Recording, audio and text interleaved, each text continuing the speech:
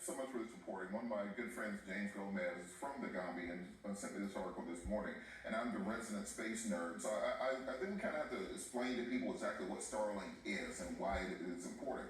So right now, internet is communicated through underwater cables around the globe through big nodules. And these are controlled by independent governments. What Elon Musk has been doing is, one, buying his own rocket company, SpaceX, in order to deliver, 20 to 50 Starlink satellites to create a 40,000 satellite constellation, which can provide low Earth orbit, LEO, low latency internet, which would essentially make the underwater cable system completely pointless. Every time you see these SpaceX starships exploding, etc., it's because that's the only way to get enough of the Gen 2 Starlink satellites into orbit to make his dream of global internet possible. And also, he has to do this at a speed where he will be able to beat Amazon and Jeff Bezos' Project Kuiper, which goes up on the Blue Origin. Also, the Chinese are working on their own version. Also, the Europeans are working on their own version. Starlink is simply the most mature of these efforts on the international basis.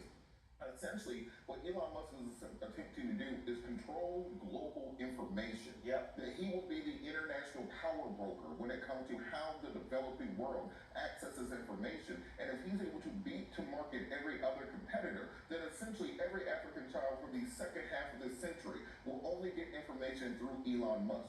People need to remember that the African continent, the sub-Saharan Africa, is the youngest population on the globe. We're talking about the average age of 19 years old. So the entire second half of this century will be the African century.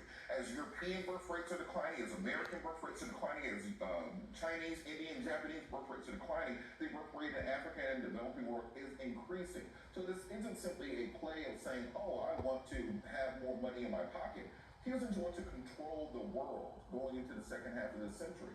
And when you have the assets of the United States government essentially at his control, being able to pressure through foreign aid, through the closing the USAID offices, through diplomatic means to force his business interests onto these nations, we're looking at the Chinese Belt and Road Initiative, but controlled by a single individual. Could you talk a little about the danger of concentrating that sort of power in the hands of one private person who is not constrained by national boundaries, by national borders, by ethics laws, by any rules? He essentially has become the most powerful man on the planet Earth, and now is seeking even more power.